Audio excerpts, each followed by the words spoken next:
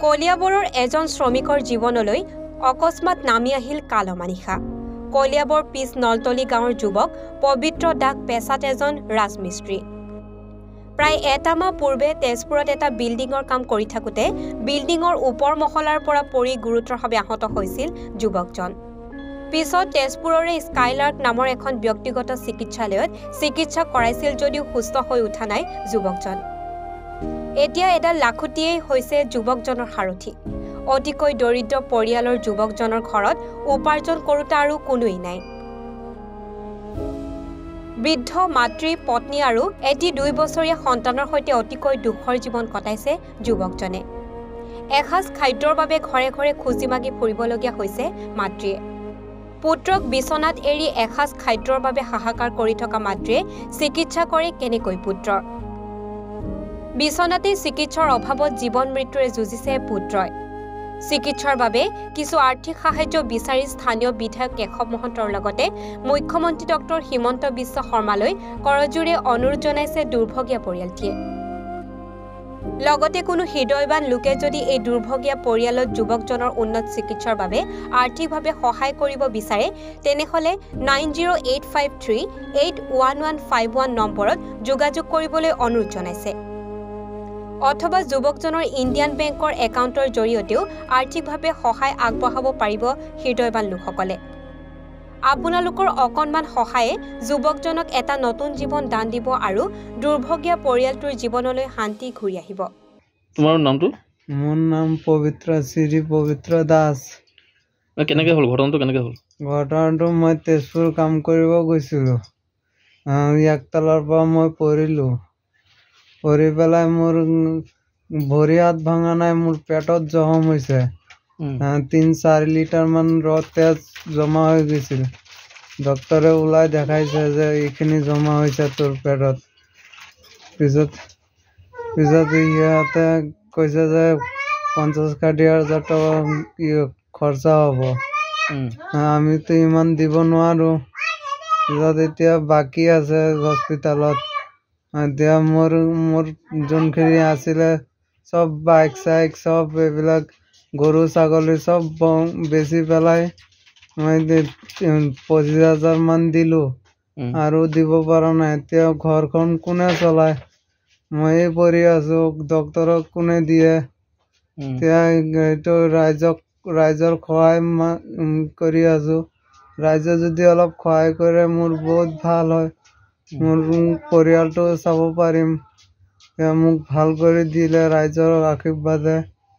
এতিয়া কি ক'ম আৰু? স্থানীয় আমাৰ কেশৱ মহন্ত আছে, তেখেতক মই অনুৰোধ কৰি কৈ আছোঁ যে মোক অলপ সহায় কৰি দিয়ক। মোৰ আৰু কোনো নাই। হেমন্ত মামাকো কৈ আছোঁ মোক সহায় কৰি দিয়ক। মোৰ কোনো নাই। সৰু কেঁচুৱা এটা আছে তোমাৰ ন? সৰু এটা কেঁচুৱা আছে 2 বছৰীয়া।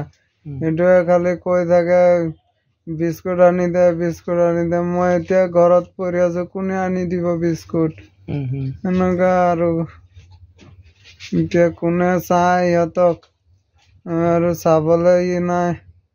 মইতো বিচনাত পৰি আছোঁ, মই কেনেকে চাম?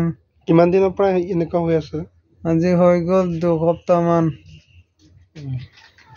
2 সপ্তাহমান হৈ গ'ল বিচনাত পৰি আছোঁ। বিল্ডিঙৰ পৰা পৰিছিলা তুমি? একতলাৰ পৰা পৰি গৈছিলোঁ। মোৰ নাম মঞ্জু দাস। কি হৈছে ঘটনাটো? সেইটো তেজপুৰ কাম কৰিবলৈ গৈছিলে। কাম কৰি পেলাই গৈ পেলাই তাৰ পৰা পৰি পেলাই পেটত তেজ জমা হৈছিলে। তাৰপিছত অপাৰেশ্যন হৈছিলে প্ৰাইভেটত। 60,000 মান গ'ল পইচা আৰু এতিয়া লাগে। এতিয়া ডাক্তৰে কি কৈছে? ডক্তৰে কৈছে আকৌ মংগলবাৰ দিনাখন লৈ যাব লাগে। পইচা কওক। 60,000 মান পইচা গ'লগে। এতিয়া আমি দুখীয়া মানুহ হ'ল আৰু মানুহ চানুহ নাই। আমি 4জন পৰিয়াল, ল'ৰা আছে 2 বছৰীয়া। এতিয়া আপোনালোকে সহায় কৰিলেহে আমি পাৰিম।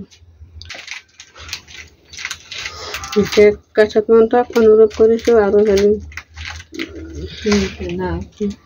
হিমন্ত বিশ্ব শৰ্মা সিহঁতক অনুৰোধ কৰিছোঁ। আমি দুখীয়া মানুহ পইচা পাতি লাগে এতিয়া মানুহজনে বিচনাত শুই আছে উঠিব নোৱাৰে পইচা পাতি দি পেলাই সহায় কৰক কলিয়াবৰৰ পৰা নেকিবুৰ ৰহমানৰ প্ৰতিবেদন এনিফাৰত 24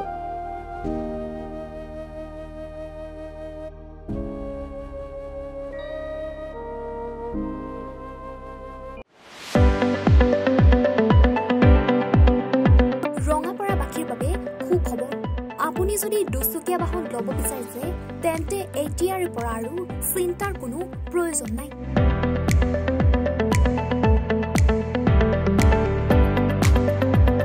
আপুনিও আহিব পাৰে ডিবিপি এছ'চিয়েটৰ বাজাজ টু হুইলাৰ ডিলাৰ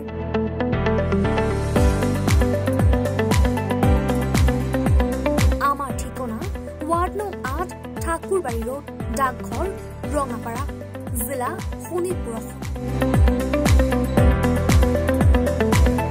আমাৰ যোগাযোগৰ নম্বৰ 9435707133 9707967285285